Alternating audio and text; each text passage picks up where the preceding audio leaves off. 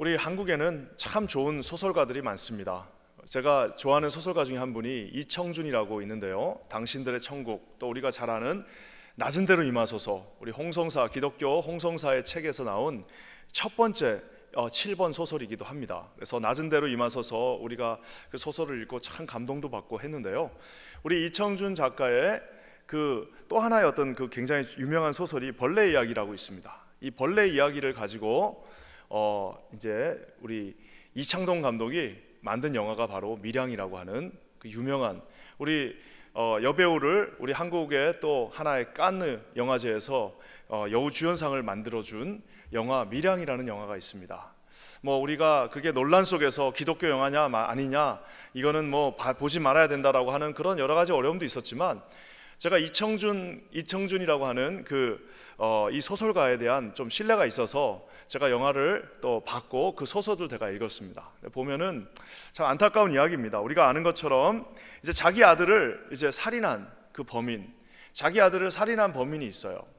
그게 말이 되지 않죠. 자기 아들을 그 웅변학원 이제 원장이 살인을 한 그런 이제 참 어처구니 없는 장면으로 시작이 되는데, 자, 이 여자가 이제 이래저래 해서 이제 어떻게 보면 교회를 또 찾게 되고 거기서 이제 하나님을 나름대로 만나게 됩니다.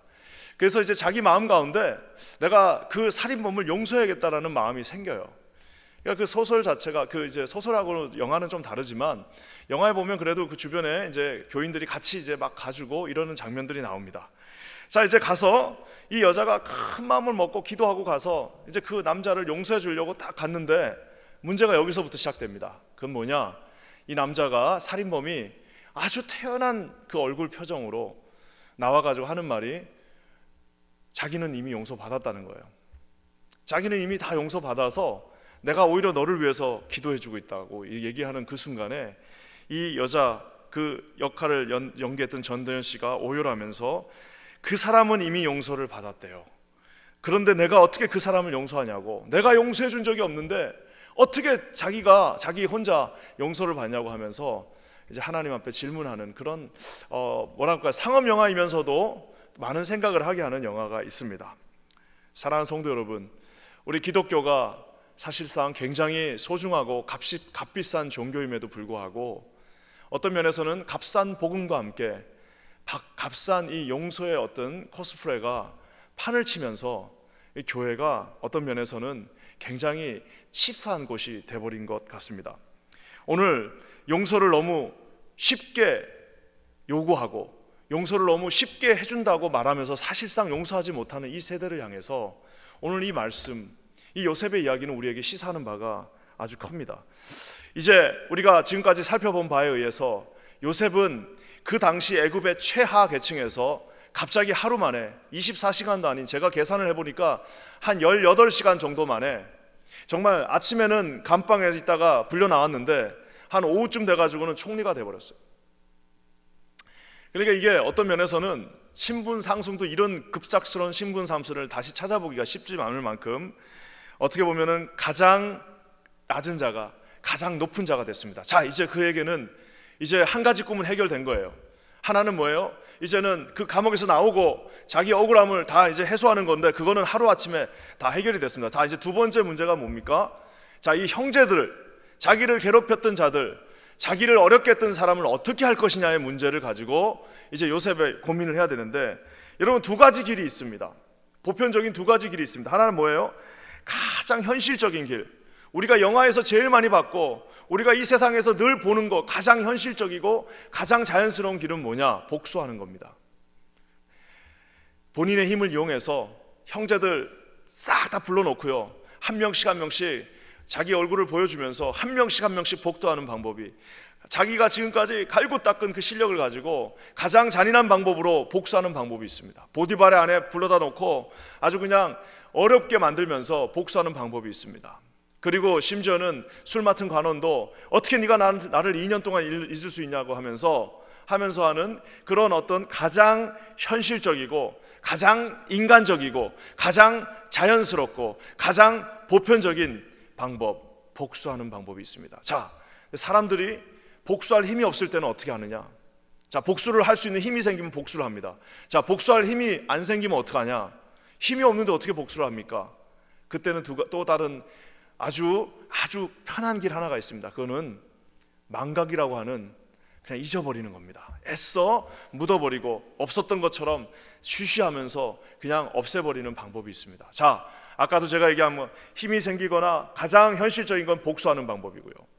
자기를 괴롭혔던 사람을 복수하는 게 가장 화끈한 방법입니다. 자, 또 한 가지는 뭐라고요? 복수할 힘이 없거나 또 그런 방법을 어차피 또 손에 피를 묻히기 싫으면 그때는 뭐예요? 그냥 간단하게 잊어버리는 겁니다. 하지만 요셉은요, 그런 길을 선택하지 않았습니다. 요셉은 어떤 길을 선택했냐? 가장 비현실적이고 가장 불편한 길을 선택했습니다. 그것은 뭐냐? 다시 그 과거를, 20년 전의 그 과거를 다시 소환하는 것입니다. 여러분, 그거야말로 가장 불편하고 가장 비현실적인 일이었지만 요셉은 오늘 그 방법을 선택합니다. 그리고 사실 그 방법은 요셉이 선택할 수 있는 최고의 방법이었습니다. 아니, 요셉뿐만 아니라 요셉 주변의 모든 형제들에게 가장 그들에게 살 길을 열어준 방법이었습니다. 오늘 저는 어떻게 하면은 하나님께서 이 요셉을 통해서 또 우리를 통해서 용서하고 우리를 다시 세워주시는 데 대해서 한번 살펴봤는데요, 요셉은 두 가지 방법을 씁니다. 물론 이제 다음 내일 또 내일 모레 구절을 통해서 우리가 더 찾을 수 있는데 오늘 요 성경 구절에서는 두 가지를 찾을 수 있습니다. 하나는 뭐냐? 먼저 손을 내밉니다. 여러분, 이게 참 중요한데요, 무조건 용서하든 또 어떤 면에서 용서를 해주든 은혜 받은 사람이 먼저 손을 내밀게 돼 있습니다. 어른이 먼저 손을 내미는 거예요. 은혜 받았다고 하는 사람이, 예수 믿는다고 하는 사람이, 그리고 하나님을 만난 사람이, 은혜에 충만하게 성령을 체험한 사람이 먼저 손을 내밀게 돼 있습니다. 우리 8절 말씀 한번 다 같이 읽겠습니다. 8절입니다. 시작. 요셉은 그의 형들을 알아보았으나 그들은 요셉을 알아보지 못하리라. 요셉은요, 딱 보자마자 알아봤습니다. 형들은 안 변했겠습니까? 20년이 지났습니다. 감옥에서 13년, 총리가 되고 나서 꿈까지 해서 이제 7년 정도가 지나서 약 20년. 여러분, 20년 정도 어떤 사람을 한 번도 못 봤어요. 그리고 여러분, 요셉이 17살 때 본 형들은 이제 뭐 40 정도 돼가지고 이제 그때쯤 되면 60부터 시작해서 뭐 다양한 나이들이 있었을 거고요. 그렇지만 요셉은 17살이었기 때문에 많은 변화가 있었겠죠. 형들이 어떻게 보면 요셉을 못 알아보는 것은 당연한 일일 수도 있는데요, 요셉은 형들을 보자마자 알아봤습니다. 저는 이 말씀을 이렇게 쭉 오늘 어제 이렇게 보면서 아까 제가 얘기한 것처럼 결국에는 이 풀리지 않는 이 실타래 같이 그냥 꽉꽉 묶여버린 이 관계를 해결해 줄 수 있는 사람은 은혜 받은 사람, 하나님을 안 사람, 자기가 하나님을 믿노라고 하는 사람이 결국에는 그 고통을 감수하고 그곳에 다시 뛰어들어서 손을 내밀 때에 여러분, 그 문제가 해결됩니다. 아무리 여러분 뭐 이거를 묻어 놓는다고 해서 이게 묻혀지겠습니까? 그리고 아무리 이거를 뭐 우리가 쌍방이 같이 해결한다고 해서 해결이 안 됩니다. 어떻게 해야 되느냐? 가장 먼저 은혜 받은 사람이 여러분 먼저 손을 내밀 때에만 그 문제가 해결되어지는, 여러분, 그 역사를 우리가 보게 됩니다. 이거는 심지어는요, 피해자와 가해자가 바뀌는 상황도 똑같습니다. 지금 이 경우는 요셉이 피해자예요. 그리고 형제들은 가해자예요. 요셉이 먼저 하나님을 만났습니다. 그래서 요셉이 먼저 손을 내밀어서 이 문제가 해결된 겁니다. 자, 그럼 반대 케이스도 있을까요? 반대 케이스는 자기 아버지 이야기입니다. 야곱을 한번 생각해 보십시오. 야곱은요, 사실 에서가 피해자입니다. 에서가 속은 거예요. 야곱은 가해자예요, 어떤 면에서는. 자, 이제 그러면 우리가 생각할 때는 이 피해자인 에서가 먼저 손을 내밀어야 된다고 생각할 텐데 그렇지 않습니다. 누구예요? 여기도 똑같이 먼저 하나님을 만난 사람, 먼저 하나님과 씨름해서 그 하나님의 그 놀라운 은혜를 먼저 체험한 사람이 손을 내밀 때에만, 나중에 에서가 얼싸안고 하는 그 일들은 이 먼저 하나님을 만난 사람이 손을 내밀 때에만 여러분 그 문제가 해결되어집니다. 사랑하는 성도 여러분, 이 현대시대, 이 21세기 이 미국의 이민교회들이야말로 찢어지고 갈라지고 복잡하고 그 관계가 다 무너져버린 여러분 그 집합체가 바로 이 한인 이민교회라고 하지 않을 수가 없습니다. 모든 킨즈에 있는 한인교회들, 대부분의 한인교회들이 다 어떻게 생겼습니까? 이 복잡하게 얽힌 갈라지고 관계가 틀어지는 속에서 생겨진 교회들이 어디 한두 가지입니까? 여러분 그 모든 관계들을 어떻게 회복해야 된다라고 성경이 말하고 있습니까?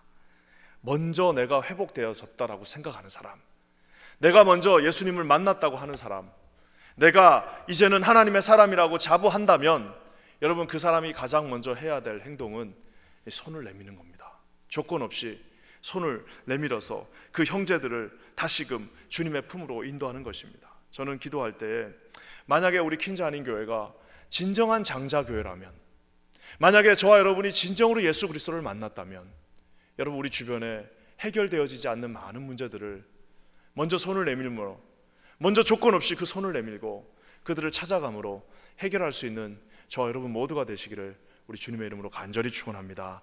만약에 우리가 요셉과 같은 마음으로 다가선다면 아마 많은 가정들이 회복되어질 것입니다. 많은 교회들이 다시 회복되어질 것입니다. 많은 교회들이 서로 화해하게 될 것입니다. 많은 공동체가 서로를 다시 보게 될 것입니다. 저는 이런 놀라운 역사가 우리 오늘 새벽 기도를, 이 설교를 듣고 계시는 사랑하는 성도 여러분, 여러분 스스로에게부터 먼저 시작되어지기를 우리 주님의 이름으로 간절히 축원합니다.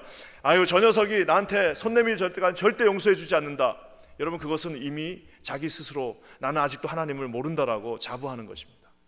저 사람이 이런 조건을 들어줘야만 내가 다시 손을 내밀겠다라고 하는 것은 아직도 예수님을 알지 못한다고 스스로 고백하고 있는 것입니다. 저와 여러분에게 페인풀하지만 여러분 그 걸음을 걸을 수 있는 용기가 있기를, 그 마음을 성령께서 주시기를 우리 주님의 이름으로 간절히 축원합니다. 첫 번째는 뭐라고요? 무조건 은혜 받은 사람이 먼저 손을 내밀게 돼 있습니다.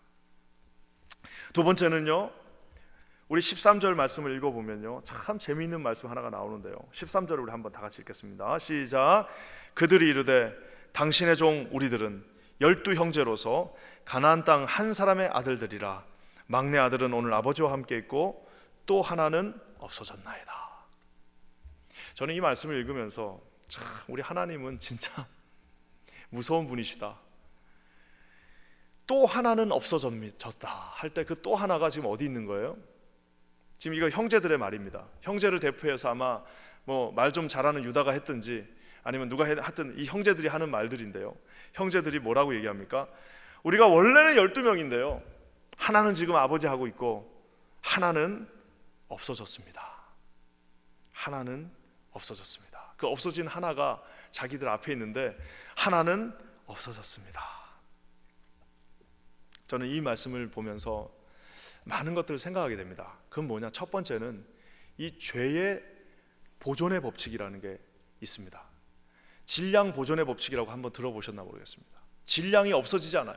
여기서 이 만약에 성경책을 태워버리면요, 이 태운 그 연소된 그 에너지가 어딘가에는 있습니다. 없어지질 않는다는 거예요. 그게 바로 질량 보존의 법칙인데, 죄의 보존의 법칙이라고 있습니다. 이게 예수 그리스도가 해결해 주시지 않으면 그 죄는 없어지지 않는다는 겁니다. 여러분 이 상황을 보십시오. 지금 20년이 지났습니다. 20년의 세월이 지나서 잊을 법도 한데요, 형제들이 급박한 상황이 되니까 자기도 모르게 툭 튀어나왔어요.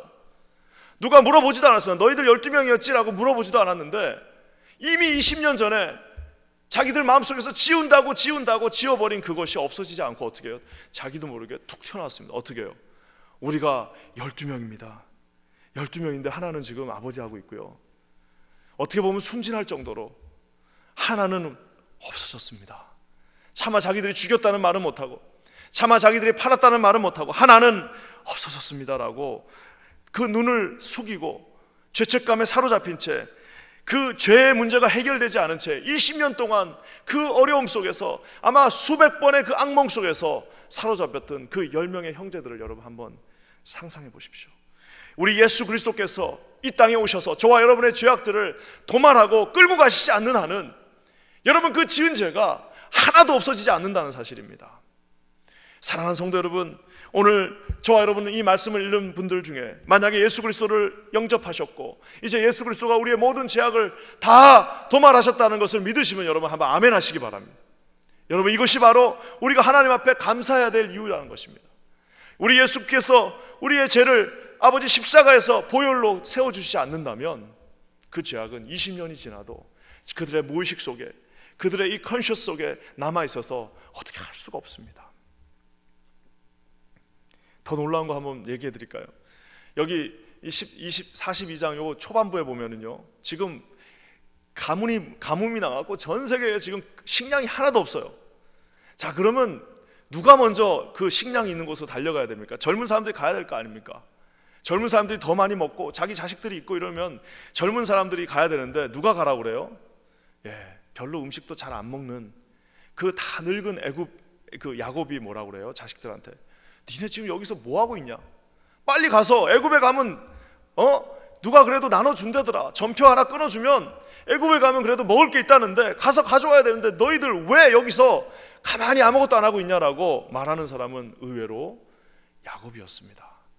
열 형제들이 음식이 애굽에 있는데도 못 갑니다. 왜 못 갈까요? 왜 못 갈까요? 저는 여러분 확신합니다. 아마 이 야곱의 형제들을 결국에는 우리 이스라엘의 조상들 아니겠습니까? 이 야곱의 형제들 나름대로 그래도 순진한 이 사람들이 지금 욱하는 마음에 그 말로 형언할 수 없는 죄를 졌어요. 그 옷을 찢기고 울부짖는 동생을 끌어올리면서 그 동생이 형님 한 번만 봐주세요, 제가 정말 잘못했습니다라고 울부짖으면서 소리를 지르는 그 동생을 태연하게 음식을 먹으면서 모른 척하면서 그 사람들에게 팔아버린 그 장면을 그때는 뭐 별거 아니라고 생각했겠죠. 집에 돌아오고 이제 자기들이 결혼해서 자식들을 낳고 자기 자식이 이제 요셉의 나이 정도 되어지고 그런 모습들을 보면서 이 괴로움을 어떻게 극복할 방법이 없습니다. 자기 자식이 이제 요셉의 나이가 돼서 아버지 하고 오는데 그 아이를 볼 때마다 요셉이 계속 왔다 갔다 아른거리고 잠만 자면 악몽을 꾸고 그것이 없어지질 않는 겁니다. 그러니까 이 요셉의 형제들은요, 애굽의 애자만 나와도 막 경기를 일으키는 겁니다. 왜? 자기들이 애굽으로 팔았잖아요. 무슨 애굽 익스프레스 이것만 나와도, 무슨 애굽에서 메이드 인 애굽 이 상표만 하나 봐도 마음이 두렵고 그 죄책감이 자기들의 마음을 짓누르고 있는 것입니다. 모순을 안고 사는 인생입니다. 왜요? 지금 이들이 뭐라고 말합니까? 한 사람의 아들입니다. 우리 12명은 한 사람의 아들입니다. 한 사람의 아들이 한 형제라는 말인데 그 한 형제가 그 형제를 죽였어요. 그러니 여러분, 이 자체가 모순 아닙니까? 우리는 한 사람의 아들이고 12명이었습니다. 그 말 자체가, 사랑하는 성도 여러분, 많은 것들을 우리에게 보여주고 있습니다. 요셉은 왜, 제일 쉬운 방법은 아까도 제가 얘기한 것처럼 복수하거나 잊어버리는 겁니다. 더 쿨한 방법이 있어요. 복수하거나 잊어버리는 것보다 더 쿨하고 멋있는 방법이 있습니다. 딱 보는 순간 형님들 접니다. 멋있게 아주 형님들 저예요, 요셉입니다. 그럼 막 형님들이 막 자지러질 거 아닙니까? 그럼 어떻게 해요? forget it, 나 다 잊어버렸어요. 자, 한 자리씩 다 줄 테니까 저희 가서 멋있게 하고 사십시오. 나는 그렇게 쫀쫀한 사람 아닙니다. 나는 다 쿨하게 당신들 다 용서했으니까 you go ahead 하고 했었더라면 아마 더 멋지게 보일 수도 있었을 것입니다. 하지만 요셉은 그런 과정 없는, 그런 칩한 forgiveness를 그들에게 베풀지 않습니다. 왜요? 그것은 바로 요셉 자신은 이미, 제가 볼 때 요셉은 이미 용서가 다 됐어요. 요셉은 이미 하나님과의 그 관계 속에서 다 용서가 됐지만, 만약에 여러분 그 요셉이 그렇게 갖고 형제들을 보냈으면 아마 형제들은요 무서워갖고 살지를 못할 겁니다. 자기가 죽인 그 형 막내가, 11번째 막내가 그 총리가 돼가지고 온 힘을 다 갖고 있는데 거기서 어디 숨을 제대로 쉬고 살 수 있겠습니까? 결국엔 이 모든 과정은, 심지어 이 과정마저도 그들을 위한 하나의 방법이었다는 사실입니다. 사랑하는 성도 여러분, 저와 여러분 어떠한 제약이 있다 하더라도 우리 예수 그리스도께서 저와 여러분을 용서해 주신다고 말씀하셨습니다. 여러분, 우리가 용서를 받은 자로서 누군가를 먼저 손을 내밀며 용서해 줄 수 있고, 또 여러분 그것을 회피하지 않고 다시 그 상황으로 모든 것들을 가지고 가서 내 입장이 아니라 그들의 입장에서 그들을 세워줄 수 있는 저와 여러분 진정한 퀸즈 한인 교회, 장자교회가 될 수 있기를 주님의 이름으로 간절히 축원합니다. 사랑하는 성도 여러분, 다시 한번 질문을 할 수밖에 없습니다. 요셉은 이 어려운 길을 선택했습니다. 그리고 요셉은 정말 먼저 손을 내밀고 그들의 입장에서 그들을 이제 세워주는 그 놀라운 일들을 감당하게 됩니다. 여러분, 이 요셉이 어떻게 이것을 감당할 수 있었을까요? 그때 딱 보고 화가 날 수도 있지 않겠습니까? 왜 어떻게 요셉은 이런 귀한 일들을 감당할 수 있었을까? 물론 아까 제가 잠깐 얘기한 것처럼 이미 하나님과 그 관계가 다 회복되어졌기 때문에, 하나님과의 관계가 회복되어졌기 때문에 사람과의 관계도 회복이 어느 정도 됐다라고 우리가 답을 할 수 있습니다. 그렇지만 더 정확한 이유가 성경에 나옵니다. 이래서 성경은 위대하고요, 성경 그 한 패시지 안에는 모든 답이 다 들어있다는 말이 바로 이겁니다. 9절 말씀에 여러분 그 비밀을 찾을 수 있습니다. 9절 다 같이 읽겠습니다. 시작. 요셉이 그들에게 대하여 꿈을 생각하고 그들에게 이르되 너희는 정탐꾼들이라 이 나라의 틈을 엿보려고 왔느니라. 여러분, 이 결정적인 순간에, 자기 형제들을 알아본 그 순간에 뭐가 자기 마음 가운데 탁 들어왔습니까? 바로 20년 전에 17살 때 꾼 꿈, 그 모든 사람들이 자기 앞에서 무릎을 꿇는다는 그 꿈이 그때 딱 떠오른 것이 아니라요, 그의 마음속에 늘 함께 우리 성령님과 함께 간직되어져 있었습니다. 그 사명과 주님이 주신 그 꿈은 어디서 사라지지 않고 그 꿈이 20년 동안 여전히 유효하게 오다가 결정적인 순간이 되니까 어떻게 해요?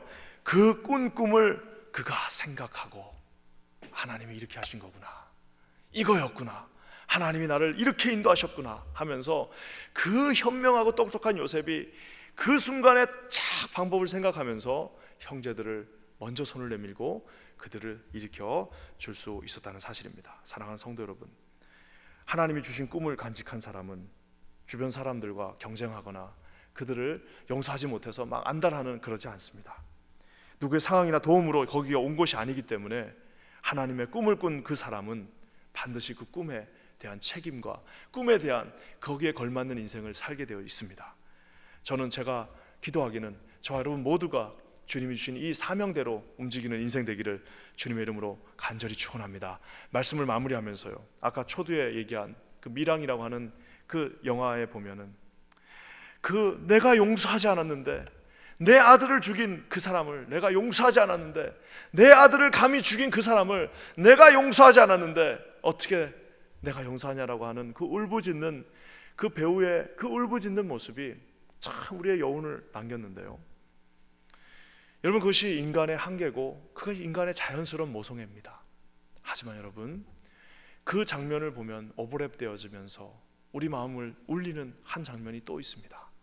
우리 사랑하는 하나님 아버지께서 똑같은 장면에 내가 그 아들을 너에게 주었는데 내가 너희들을 용서할 테니 다시 돌아오라고, 이제는 반대로 내가 너희들을 용서할 테니까 다시 돌아오라라고 하는 울부짖는, 내가 용서해 줄 테니까 다시 돌아오라라고 손짓하시는 우리 하나님의 인간과는 전혀 다른 그 사랑을 보게 됩니다. 오늘 저와 여러분 모두에게 하나님의 울림이 있기를 주님의 이름으로 간절히 축원합니다.